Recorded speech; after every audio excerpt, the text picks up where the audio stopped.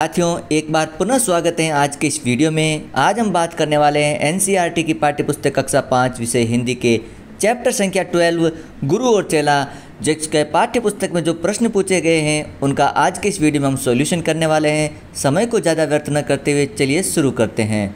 प्रश्न है पहला, टका पुराने ज़माने का सिक्का था। अगर आजकल सब चीज़ें 1 रुपया किलो मिलने लगे तो उससे किस तरह के फ़ायदे और नुकसान होंगे? तो आंसर लिखेंगे, अगर आजकल सब चीज़ें 1 रुपये किलो मिलने लगे तो इससे सारी जनता को फ़ायदा होगा। गरीबों को पेट भरकर भोजन मिलेगा, फिर कोई गरीब नहीं रहेगा क्योंकि उन्हें चीज़ें 1 रुपये किलो में मिलने लगेगी। लेकिन वहीं दुकानदारों तथा विक्रेताओं को इससे नुकसान होगा। अगला प्रश्न है, भारत में कोई चीज़ खरीदने बेचने के लिए रुपये का इस्तेमाल होता है और बांग्लादेश में टके का।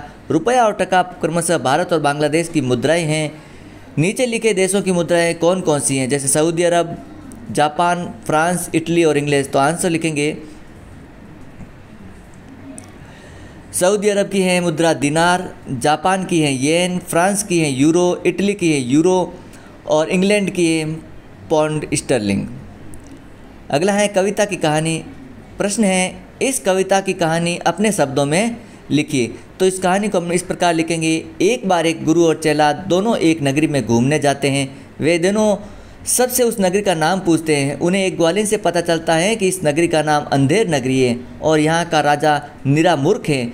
यहाँ हर वस्तु 1 टके में 1 शेर में मिलती है। यह सुनकर गुरु वहाँ से वापस जाने का निर्णय लेते हैं। चेला गुरु की बात नहीं मानता, वह वहीं रहकर खाने के मज़े लेना चाहता था।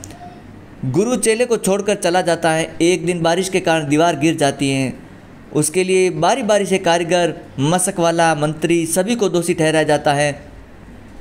मंत्री इसका मुख्य आरोपी सिद्ध होता है। मंत्री की गर्दन पतली होने के कारण राजा किसी मोटे व्यक्ति को उसके स्थान पर फांसी पर चढ़ाने का हुक्म देता है। चेला उस राज्य में खूब खाकर पीकर मोटा हो जाता है। मोटे होने के कारण राजा उसे ही फांसी पर चढ़ाने का हुक्म देता है। वह फांसी पर लटकने से पहले अपने आखिरी इच्छा के रूप में अपने गुरुजी से मिलने की मांग करता है।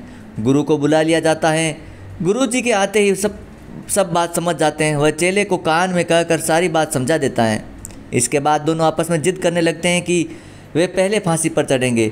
दोनों को इस जिद करते देख राजा पूछते हैं, आखिर बात क्या है? गुरुजी बताता है कि इस समय जो फांसी पर चढ़ेगा वह चक्रवर्ती सम्राट बनेगा। यह सुनकर राजा स्वयं फांसी पर चढ़ जाता है। अतः गुरु की सूझबूझ से चेला बच जाता है और मूर्ख राजा से प्रजा बच जाती है। अगला प्रश्न है, क्या तुमने कोई और ऐसी कहानी या कविता पढ़ी है जिसमें सूझबूझ से बिगड़ काम बना ले हो उसे अपनी कक्षा में? तो इस प्रकार हम ये कहानी खरगोश और शेर की भी ऐसी ही एक कहानी है। अगला प्रश्न है, कविता को ध्यान से पढ़कर अंधेर नगरी के बारे में कुछ वाक्य लिखो। सड़कें, बाजार, राजा का राजकाज। तो कुछ वाक्य ऐसे हैं, अंधेर नगरी की सड़कें चमकदार थी। अंधेर नगरी की सभी चीज़ें टके शेर के भाव में मिलती थी। अंधेर नगरी में कोई नियम नहीं था। अंधेर नगरी में किसी के दोष की सज़ा किसी को भी मिल जाती थी। अगला प्रश्न है, क्या ऐसे देश को अंधेर नगरी कहना ठीक है? अपने उत्तर का कारण भी लिखिए। आंसर लिखेंगे, हाँ, ऐसे देश को अंधेर नगरी कहना बिल्कुल ठीक है क्योंकि यहाँ की शासन व्यवस्था और सज़ा देने का तरीका गलत था और चारों ओर अज्ञानता का वातावरण था। यहाँ का राजा महामूर्ख था। अगला प्रश्न है, कविता की बात।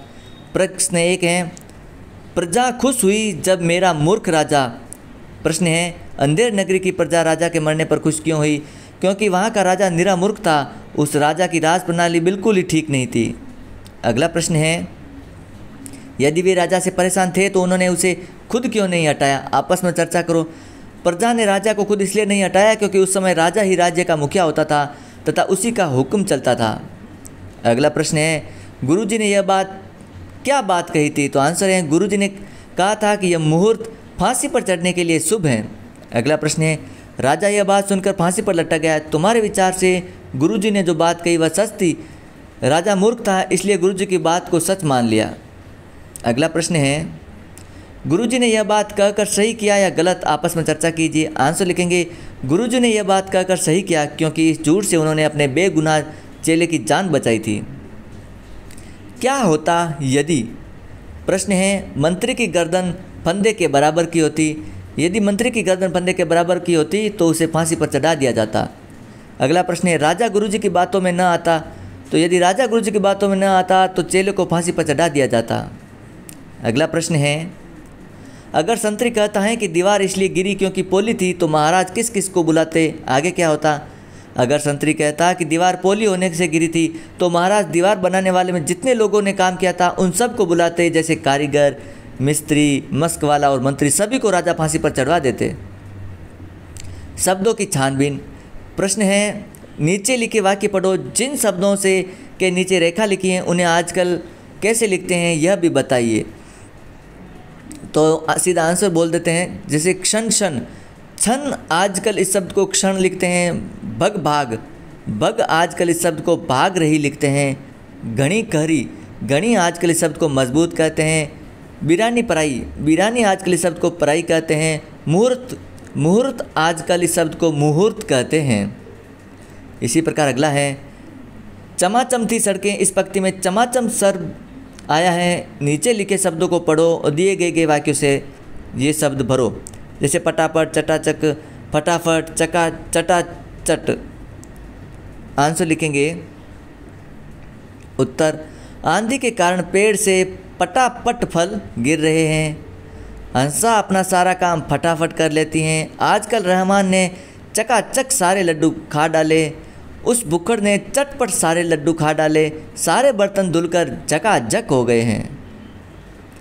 तो साथियों, इस प्रकार आज का ये चैप्टर कंप्लीट होता है। यदि आपको इसका PDF डाउनलोड करना है तो वीडियो के डिस्क्रिप्शन में वेबसाइट exammodulpaper.in का लिंक दिया गया है, आप वहाँ पर जाकर के इस PDF को डाउनलोड कर सकते हैं। और हाँ साथियों, यदि वीडियो अच्छा लगे तो लाइक और शेयर कीजिएगा। चैनल पर पहली बार तो चैनल को ज़रूर सब्सक्राइब करें। मिलते हैं एक अन्य वीडियो में अन्य चैप्टर के सॉल्यूशन के साथ।